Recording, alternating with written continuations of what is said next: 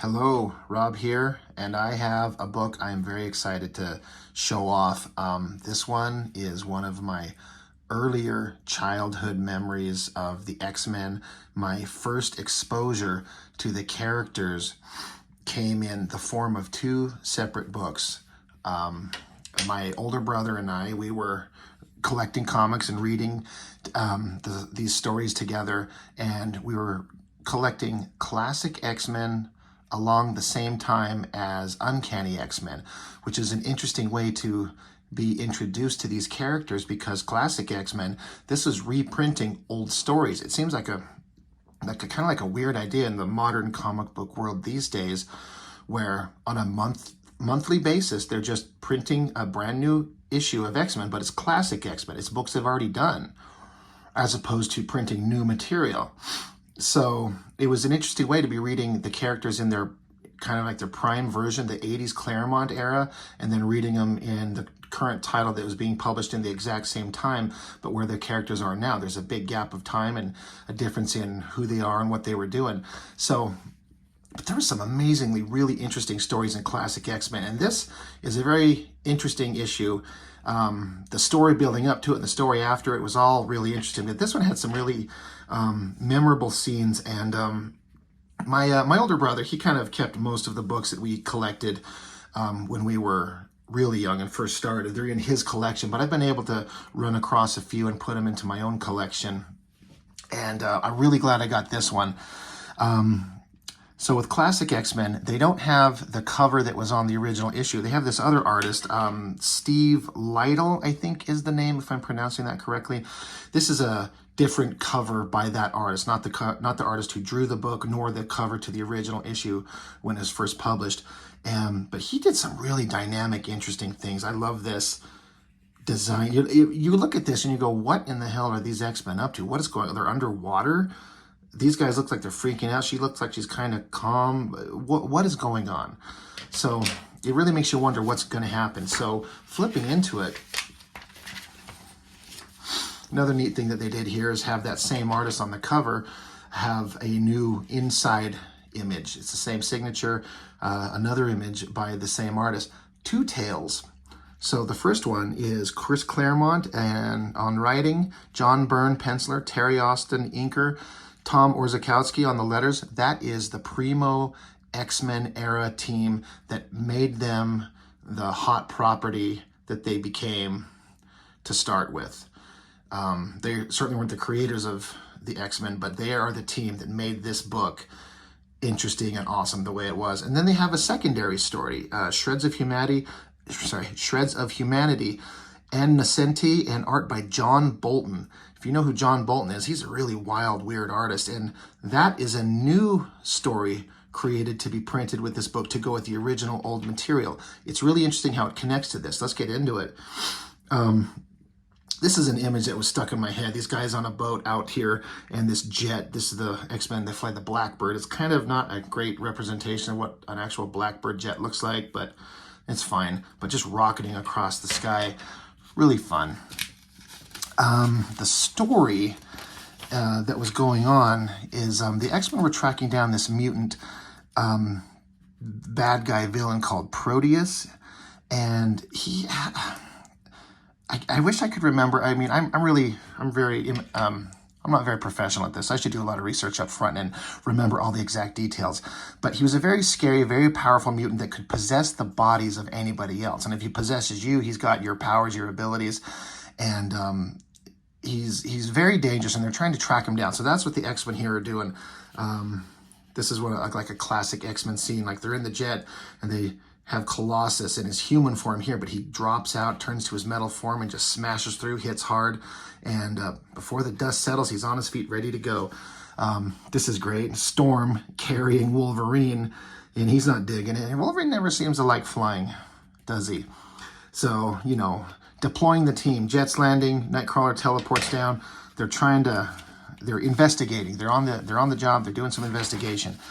They show up, and they find this guy. His body is like emaciated, rotted corpse. What you find out is that that's the body that the Proteus guy had been in. If he's in your body, he like sucks all your life energy out of you. So very dangerous guy. So they continue the search. I love all this classic drawing by John Byrne. He's just so good. This scene is great. They're looking around. They're into these underground caverns here, deep inside the complex.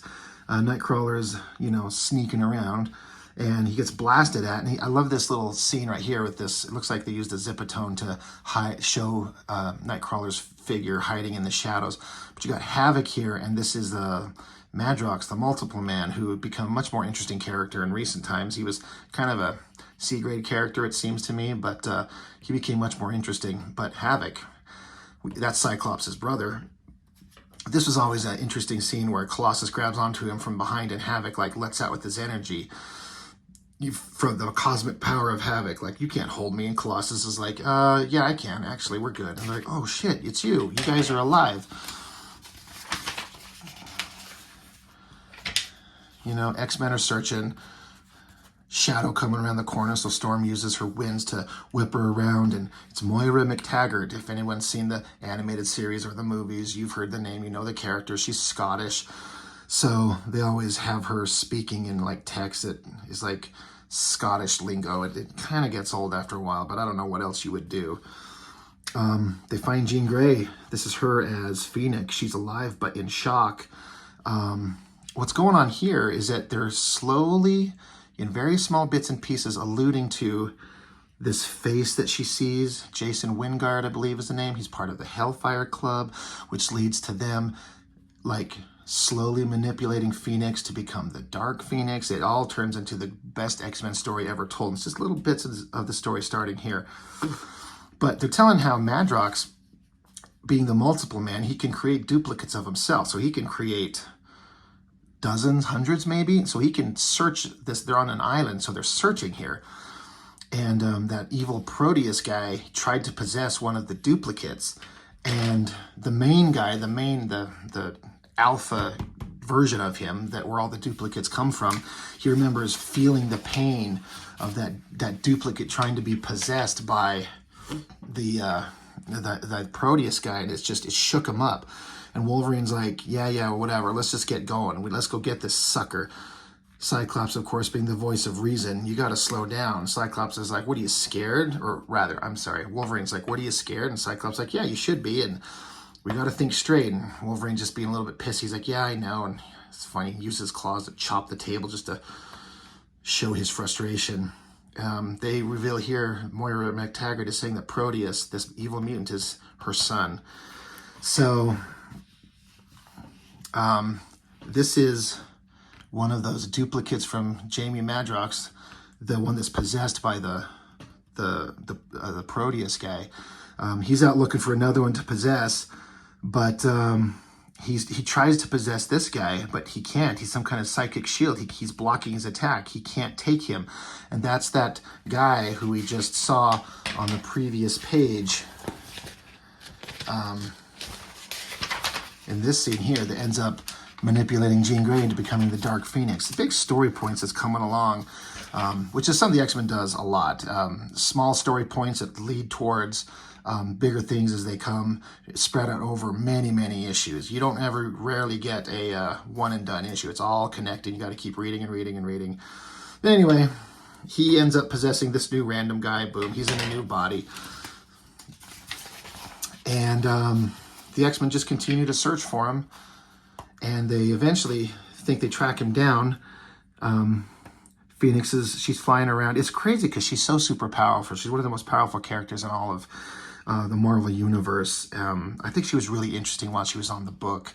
A main character in the book with those powers. But they keep running that kind of concept into the ground, and it becomes less interesting because of the first story that they did that was so profoundly good. They keep trying to redo the Phoenix saga on some level, having the powers come back. It just, unfortunately, gets old.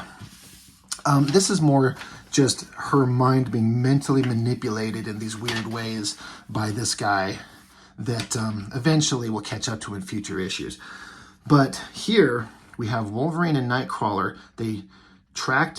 They're tracking, and they run across this cop, And Wolverine deduces, like, this is the Proteus guy. He's switched bodies again, but Wolverine susses it out. He's like, holy shit, this is him. And then the Proteus, he's saying, you saw through my deception. That's crazy. Too bad. Doesn't matter. I'm going to take you over. It says here, he fights desperately, but it is no use. He has barely seconds of life left. And he screams in pain. And, you know, he's going to take over Wolverine. Or is he? Here's Wolverine hunched over. And you find out this Proteus guy is saying that metal is deadly to him, foreign to him. It's poison to him. And Wolverine is, of course, full of the strongest, most unbreakable metal in the fictional universe. His skeleton, his claws. So Wolverine's like, oh, it's deadly to you, huh? Well, guess what I got? So Wolverine comes in to join, you know, to help Wolverine out as they're going to charge towards each other. But he says here, you call me Mutant X, but I've got a better name. I am Proteus, a mutant who masters reality. Now, this is important here. You see how he can bend reality. Imagine a world where no rules exist, where there is no natural order, where nothing is the same from one moment to the next, and they're just distorted. They're falling apart. They're twisting. They're different shapes. The text is showing how they're trying to hold on. It's mentally, it's physically draining and taxing. It's just horrible to go through, and he's just cackling and loving it. Storm shows up and kind of disrupts. She shoots lightning down to interrupt it. And you got Wolverine and Nightcrawler there, kind of reeling from their experience. Storm blows up his car, and he's pissed at that. So he alters reality to like shift gravity. So she was flying straight, but then suddenly she's flying straight into the ground. He can possess her, so he's coming after her. She's like, you know, he's saying Wolverine's metal makes him poison, and Nightcrawler's appearance makes him useless, but she's perfect. She's saying her shoulders hurt, she's wounded. So she's like, I've got to do something. So she just unloads with her storm, her storm powers, her wind powers, like a tornado. And I like how here Nightcrawler and Wolverine saying, we got to get away, but, you know, Nightcrawler's saying we got to leave, but Wolverine's saying we can't. So he just like covers Nightcrawler and then hunkers down, you know, drills his claws into the ground to anchor themselves to the ground. And then Storm is standing there blowing her winds. I love this like just little cutout shape of him as he's coming towards her. And that's the end of the book. It's only 17 pages. I remember reading this and it felt like a lot more story was going on than 17 pages actually had. But that's it. Hell of a cliffhanger. Very powerful guy. So that's where that story ends. But what is this follow-up story? It's this wild, like, it takes that scene that we were just looking at just a few pages ago. Sorry, I wish I could get these to flip open the way I want. Come on. Oh, this is just great video entertainment. This page where their reality was being altered and screwing around with their bodies and their minds, this is a short story of several pages to just expand on that. That is new material. They read the original story and come up with this additional content, which is great. And it specifically focuses on Wolverine, who's such a rigid, hard badass, but when you change all of reality for him. So here's the Proteus in that cop outfit making fun of him, and Wolverine's like, I'm going to get you. Nightcrawler's telling him, no, don't, but, you know, this is Wolverine. He's going to get him. He's not going to stop. At first, I didn't care for this artwork. It wasn't as dynamic as the other stuff. John Bolton does some really wild stuff, but this looked kind of boring, but it gets into some really interesting things here. Wolverine is just like, I can take it. I'm awesome. Nightcrawler's telling him, no, look, he's out of our limits. We can't do this. This is no time to play tough guy. Wolverine's, of course, it's the perfect time. And he just is like, oh, this is great. You don't know what you're in for. So he's going to start warping reality and make Wolverine perceive to be, his body is shattered. The universe, reality is just shattered. The text goes into detail about what he feels and how it is. He falls to the ground as shattered glass, and he's like, yeah, real tough guy, aren't you? He's laughing at him, and Wolverine's like, I'm getting, every moment I'm a step closer. Then he turns into this creature-looking thing. It's really creepy. And now Wolverine's been made into this like abstract bug monster thing, really wild. And Wolverine's saying to himself, he's like, this is just a distortion of reality. There's a big stumpy shape that's my leg. Just move my leg. Keep walking towards him. Just get closer. I can get him.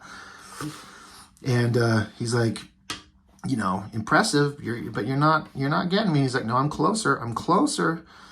He's like, oh yeah, closer to what? And then you see this. Looks like he's kind of falling apart. He's weak. He's got a healing factor and how he abuses it. How about this? This is what Wolverine is feeling right now. This is what his reality is, a rotting corpse. This image stuck with me forever. It was so shocking. It was just so weird, especially to a young kid. I was like 11 or 12 years old. You're like, holy crap, this is an expansion on what he was feeling in that like 1 or 2 pages in the story. But this is like a deep dive into the psyche of what Wolverine was going through. And then he turns him into this blocky, weird shaped character, just messing with him, mind and soul. But eventually, Wolverine's real close. He's like, I made it. He's like, oh yeah, he makes Wolverine stab and rip his own guts out. His claws are shredding him, and then there's a scream, and Proteus is like, holy shit. Wolverine, through all of this, he was able to swipe at him, and he got him. He scratched him face and chest. He's like, you're trying your best, but I made it, where I'm not done. And he's like, oh yeah, we're not, we'll see. And that's where that scene ends. And then the story completes as we saw in the rest of the book. So there's the original cover to this book. They do an alternate back cover by the same artist that did the secondary story, another wild, warped vision. This stuff just brings back so many memories of those early stories of X-Men that we read.